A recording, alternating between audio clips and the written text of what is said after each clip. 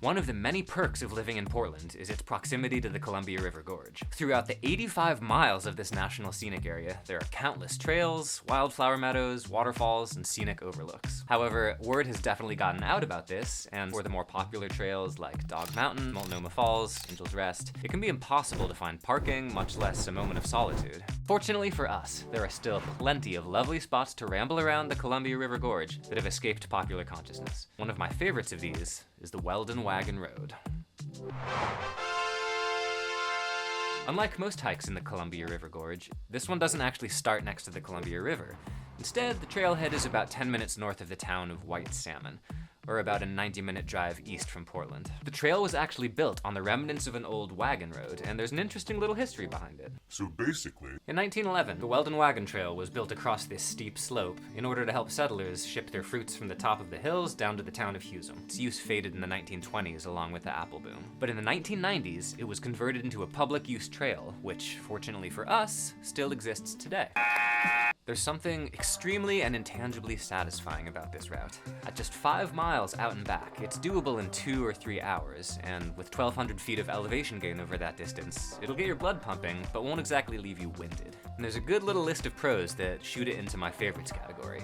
First off, it's one of those rare trails that's at a lower elevation, so it's open most of the year, even during the winter months. Second, it's the solitude. As a lesser-known hike, it's likely that you'll have the trail to yourself, or maybe just see a few other people, especially if you go on a weekday.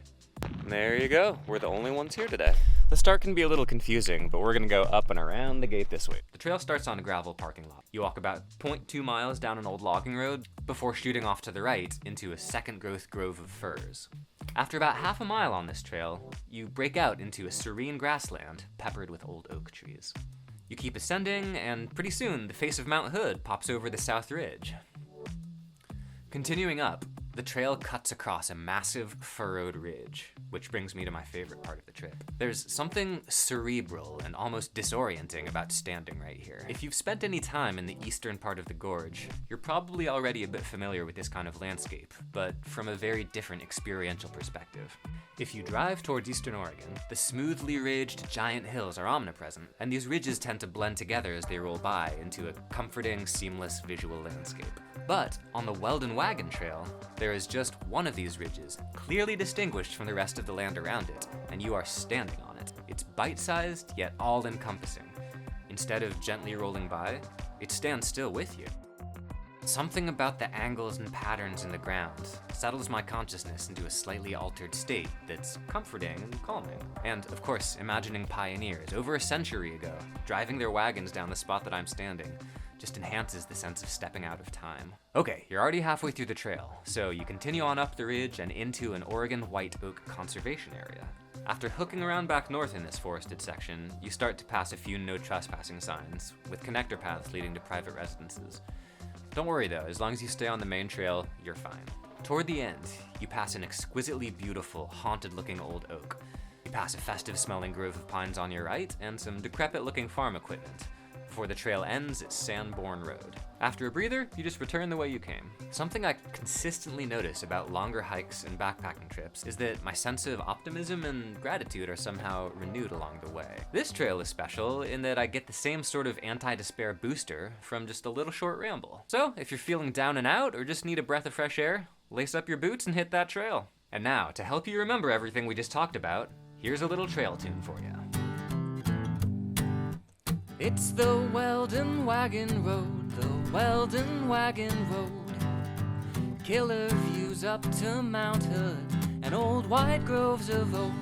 If you're looking for a gorge hike that's off the beaten path, the Weldon Wagon Road has got your back.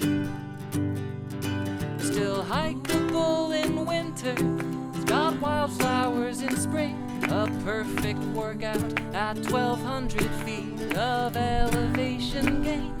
If your mind is feeling gloomy and your feet need a trail to track, the Weldon Wagon Road has got your back. At just 5 miles out and back, 2 or 3 hours should do.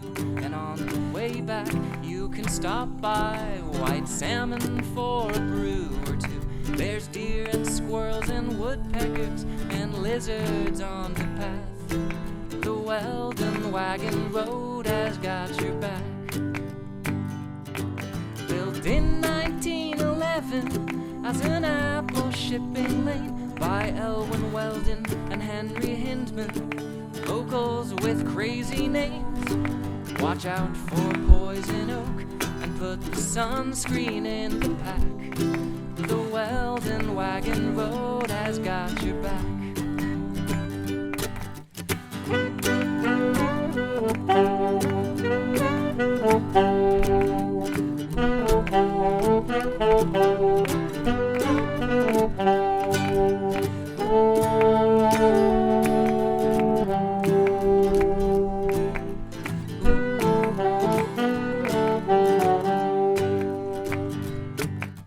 It's the Weldon Wagon Road, the Weldon Wagon Road.